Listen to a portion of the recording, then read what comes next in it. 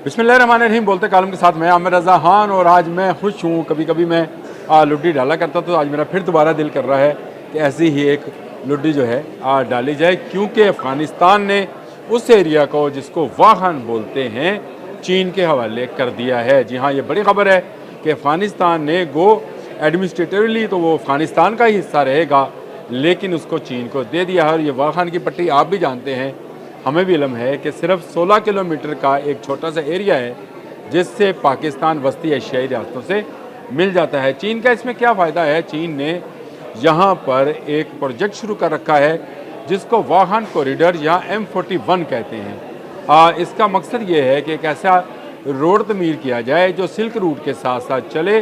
हमारे गिलगित बल्तिस्तान वगैरह, चतराल वगैरह भी इसी सिल्क रूट में आते हैं, लेकिन वहाँ से आकर ये वस्ती एशियाई रियासतों की तरफ चला जाए।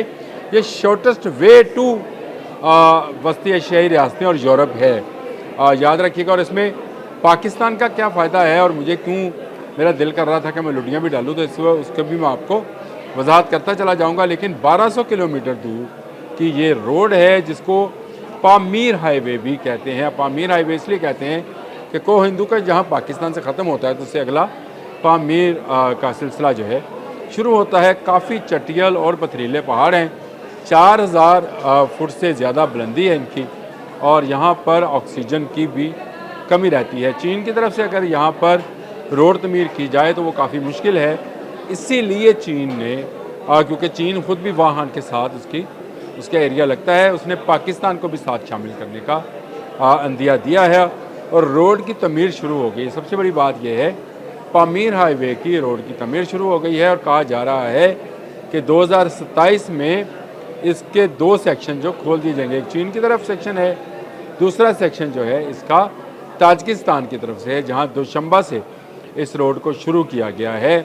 और उसको मुख्तलिफ रूट का रूट भी मैं आपको ज़रूर बताता हूँ। लेकिन खुशाइंद बात है कि पाकिस्तान के इलाके भी इसी पामीर हाईवे यानी M41 में शामिल किए गए हैं और ये एक बड़ी तजारती कॉरिडोर है जिसको वाहन कॉरिडोर का नाम दिया जा रहा है। और इससे तजारत के नए रास्ते जो हैं और खुल जाएंगे। तजारत के न सिर्फ तजारत के बल्कि सियाहत के भी बहुत बड़ी एक रोड बनने जा रही है।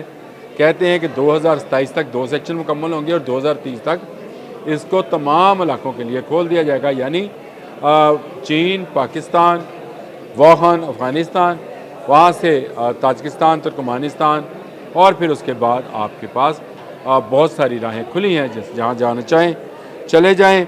1200 किलोमीटर में आपको बता चुका कि इस पामीर हाईवे की लेंथ है और इसको तमीर किया जा रहा है।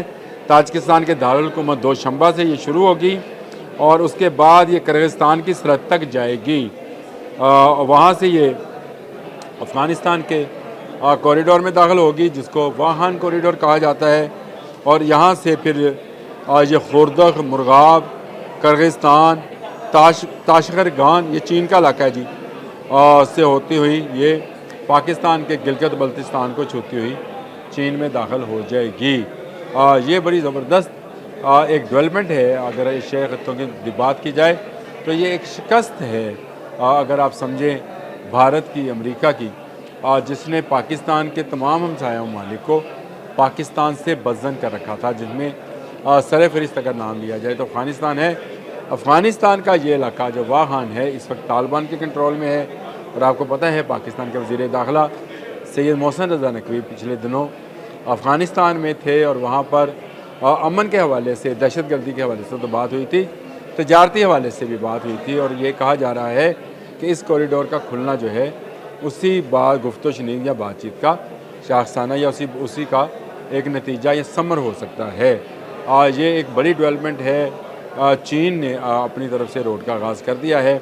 अगले साल से यानी 2026 से वाहन कॉरिडोर का जो है बाकायदा आगाज़ कर दिया जाएगा, क्योंकि ताजिकिस्तान से तो जो रोड आ रही है वो तो बन रही है। अगर आप नक्शे में देखें, तस्वीरों में आप देख भी रहे होंगे, तो बिल्कुल छोटा सा इलाका है, 16 किलोमीटर कुछ भी नहीं है। यहाँ से मेरा ख्याल है जहाँ पर मैं बैठा इस वक्त बात कर रहा हूँ, अगर आप लाहौर के रहने वाले हैं तो आप समझिए कि इकबाल टाउन तक का इलाका होगा। इतना चौड़ा इलाका है, तो ये कुछ भी नहीं है। लेकिन पहाड़ी रास्ते हैं, मुश्किल कठिन काम है।